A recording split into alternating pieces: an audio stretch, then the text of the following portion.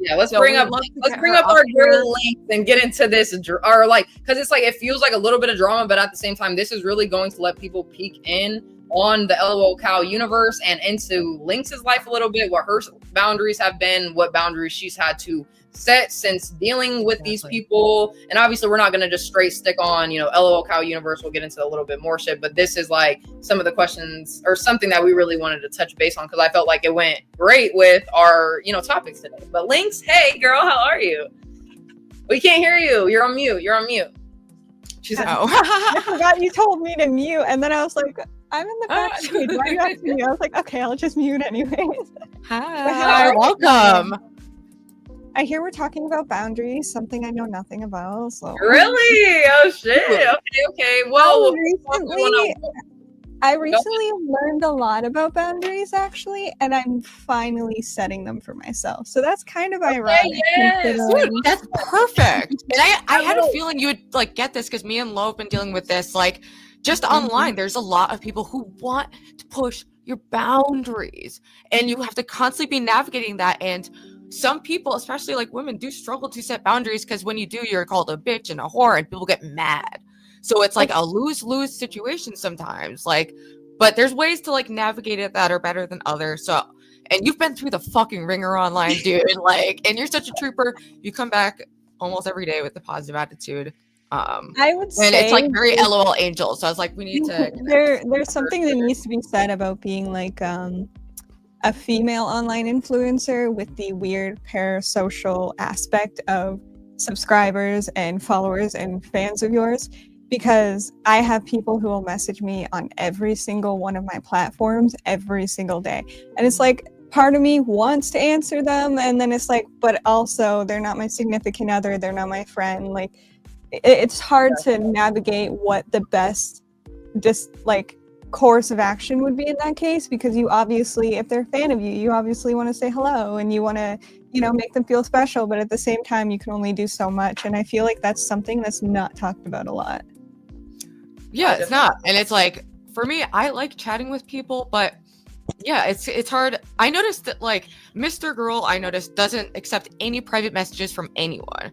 And I remember thinking that was odd, but it's like, now I get why some people have that. Just like, I'm not going to do any private correspondence. Like, I will talk to you publicly, but sometimes the private correspondence, it can make people, I don't know. I don't ever want to like confuse anyone or lead anyone on, just because like I'm a naturally friendly, talkative person, you know? And there's a lot of people looking for connection and community online, and I want to be a part of building that, you know? Yeah, exactly. And so yeah, it's hard. Like, you don't want to be an asshole, right? And just ignore people. I mean, my Discord DMs are always open, not in so much anything else though. But my Discord, if someone adds me, I always add them back. I'm always okay to have a conversation. But if you're messaging me multiple times a day in a row, or like you're being weird, I'm not going to answer you. I'm just simply not. I don't have the mental capacity. I mean, I literally had damn near a case like that, and people called me a fucking asshole for the way that I handled it. I didn't even like go out on YouTube. I literally just blocked the person, and I was the bad guy. So that's insane. Handle that so perfectly. Insane. People are just like trying. They want to take you down so hard, and you give them like no material to work with insofar as taking you down. So they're just like, you know, they're latched onto the Hurricane Paro, like, you know, you blocking him, and it's like all you do is block someone who is texting you and calling you.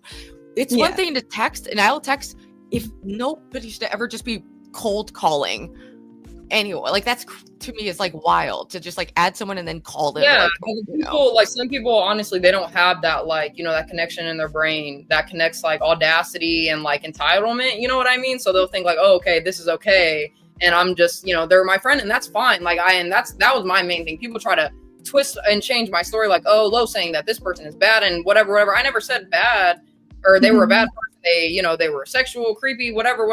It's just that to excessiveness of like, you're literally texting me and calling me 12 times a day. Like me, I don't even, my mom doesn't even call and text me 12 times a day. Okay. Call and text me 12 times a day. Like, why would I want anybody else doing that? So it's like, I don't know. And I mean, I guess for me, it's a little bit different because I work from home. I'm in VC all the time. So it's one thing for someone to come in and say, "Hi, Linx, how you doing?" Like, and talk to me. It's another when like you're messaging me not only on Discord, but like you're leaving comments on everything. You're messaging my Snapchat, my Instagram, because again, I have everything very open. My DMs are open. Doesn't mean I'm gonna answer you, but they're open. You can send me a message. It's just I find there's a lot of that parasocial. Recently, we had someone, and I called him out on like when he was in VC or something on stream, and I said, "You message me every morning, good morning, even when I don't respond." And he didn't see how that was weird, and I was like, "That's buddy, that's the problem. That's like boyfriend girlfriend behavior, you know, and like, it makes you and I don't respond. I never respond because he ends up joining. Well, he's not in the server anymore, but he ended up joining public VC like 20 minutes after sending me good morning. So why would I respond if you're about to be in VC, right? And like he was a friend, but like it's obsessive. It's weird.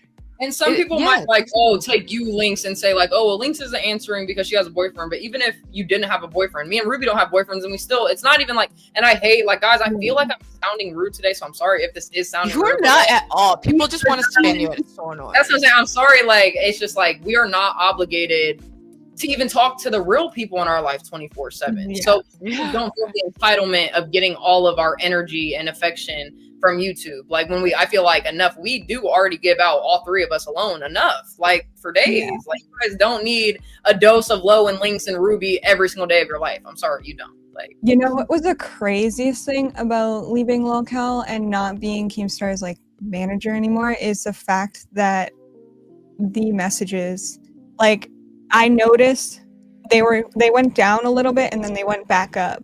And, "Oh, we need you for this," or, "Oh, do you have this?" or, "Oh, how's this?" And I just kind of stopped answering people and like leaving them on red because it was so obsessive when I was in the Lolcow universe. Like I was getting 25 DMs from different people a day. And I would have to keep my DMs open because that's what Keem wanted. He wanted people to be able to contact me because I was like the middleman. And the relief of being out of that is like insane. It feels so much better, not like feeling like I have to put up this front of like, I like you in the DMs because I'm Keemstar's assistant and I don't want to be a fucking asshole. Now, if I don't like you, I just don't answer you. It's as simple as that. I tell everyone that. I said, if you're messaging me a lot and it's bothering me and I don't answer you, oh well.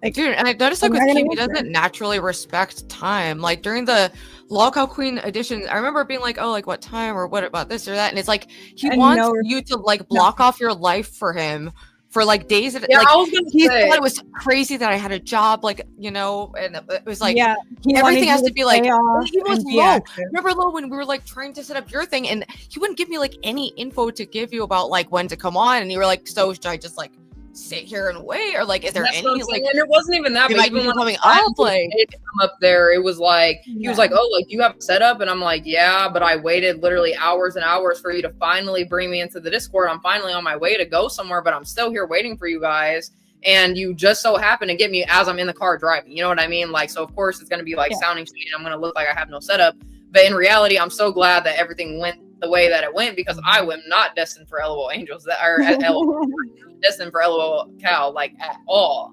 That shit, I don't know. There's like, I feel like I'm not gonna like completely diss it by any means because obviously, you know, they have their 5,000 viewers. You know, Keemstar obviously is this person he is for a reason. He has the resources he does and he can make something out of it. But at the same time, a lot of shit that you'll see, like, and you know, that's why we were happy to bring you up, Linx, because now we kind of get the scoop up into the background. I feel like all that shit is definitely like causing the you know, the ripples in their little universe that's going on, or just like the relationships between Keemstar and his employees. Like obviously most people who end up leaving Lolcow has something to say, you know what I mean? And that's something bad. That's a bad thing. It's always negative. There's never a good thing. The only good thing I can say is that he gave me a boost into the spotlight and taught me what I don't want.